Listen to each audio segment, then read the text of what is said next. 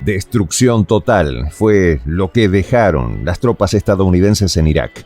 Tras cumplirse 20 años de un conflicto que se inició por supuestos informes de inteligencia que decían que en Irak había armas letales, ahora la BBC Mundo revela la mentira de Washington. Y es que ni un frasco con cloro descubrieron en Irak luego del conflicto. Todos los argumentos que llevaron a la destrucción total de un país no pudieron ser jamás confirmados. Por el contrario, dejaron a un país y a su población en la ruina total. Los detalles a continuación.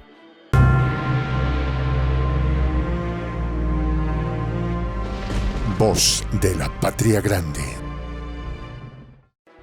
El medio inglés BBC Mundo revela cómo 2 décadas después de que Bush diera luz verde a la operación armada en Irak, el prestigio de Washington en Oriente Próximo sigue dañado y el gasto y el despliegue de tropas aún divide al Congreso estadounidense. La BBC también reveló lo siguiente: la cuestión de las armas letales era secundaria frente a un objetivo más profundo: derrocar al líder iraquí. Asimismo, Luis Rueda, jefe del grupo de operaciones en Irak de la CIA, sentenció lo siguiente: habríamos invadido Irak así Saddam Hussein hubiera tenido una banda elástica y un clip. Los que dirigieron las inspecciones químicas y biológicas de la ONU expresaron a la BBC que hasta principios de 2003 creían que habían armas, pero comenzaron a dudar de su existencia después de que no se pudieron confirmar las denuncias. Según el mismo Bush, iba a ser una operación rápida, aseguraba el presidente estadounidense, los miembros de su gobierno y los republicanos neoconservadores que impulsaban la confrontación supuestamente solo iban a derribar a Saddam Hussein. También iban a encontrar las inexistentes armas que un mes antes el secretario de Estado Colin Powell había asegurado ante la ONU que escondía el denominado régimen iraquí, para luego reconstruir Irak como una democracia ejemplar. Pero todo era una mentira del gobierno estadounidense, que vieron en Irak la oportunidad para el jugoso mercado de las armas y propiciaron la confrontación interna entre sunitas y chiitas, lo que generó un caos total en lo poco que dejaron en pie de Irak. Todo estaba confabulado con los aliados del gobierno de Washington. En este caso, el que más apoyó el conflicto fue el gobierno inglés, quienes fueron los responsables de pasar supuestamente información de inteligencia que aseguraba la existencia de armas letales en Irak.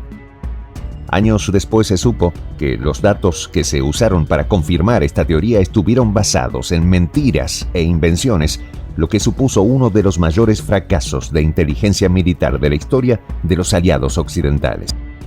En su defensa, los gobernantes de aquella época han señalado que sus propios informantes le aseguraron que las armas existían. El ex primer ministro británico Tony Blair le dijo a la BBC lo siguiente: es realmente importante entender que la información de inteligencia que estaba recibiendo es en lo que confiaba, y creo que tenía derecho a confiar en ella.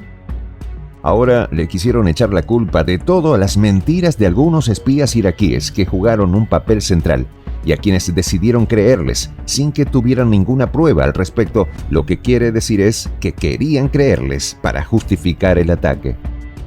Uno de ellos fue Rafid Ahmed Alwan al-Hanabi, un desertor iraquí que llegó a Alemania en 1999 a un campo de refugiados buscando asilo político y diciendo que era ingeniero químico y que según él manejaba información de primera mano.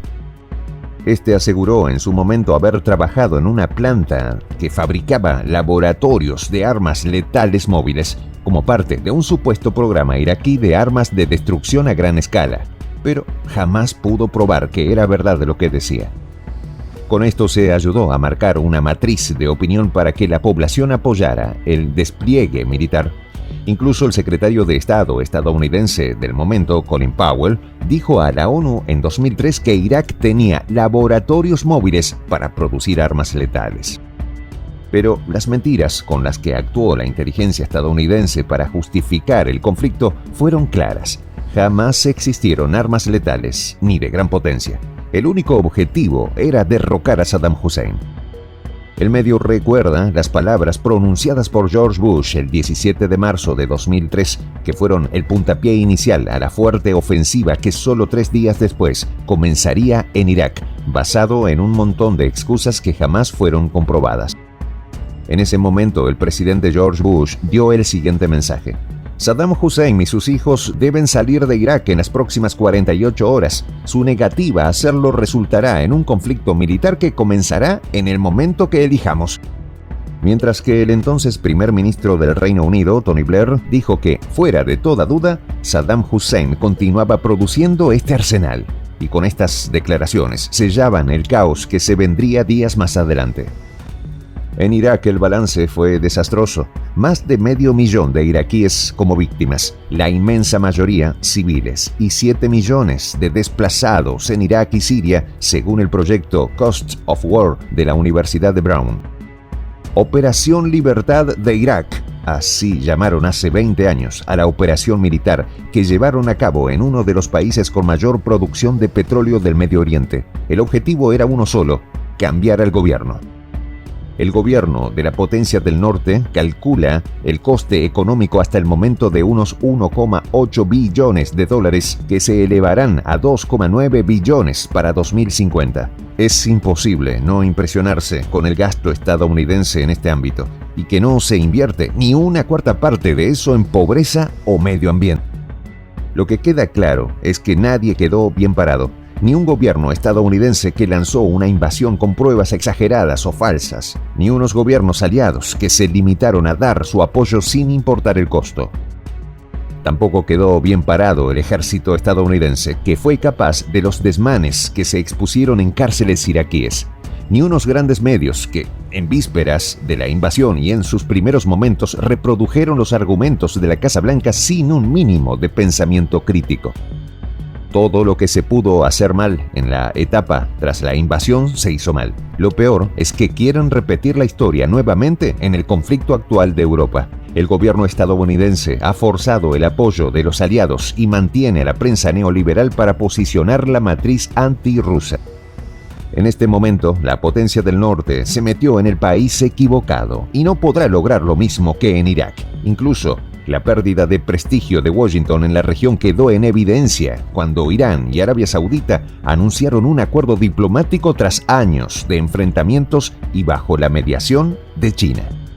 Soy el J, Juan José del Castillo, director del canal Prensa Alternativa. Si quieres ser parte de la comunidad de la Patria Grande, suscríbete a nuestro canal.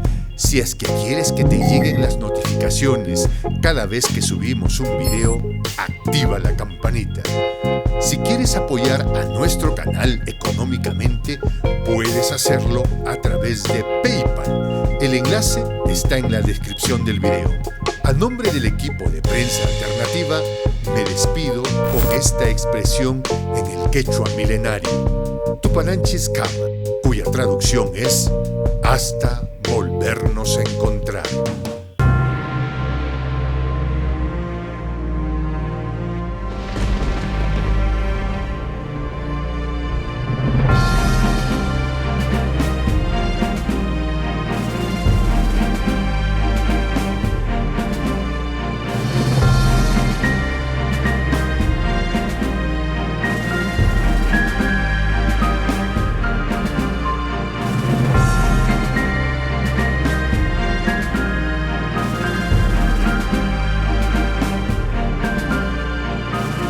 Voz de la Patria Grande.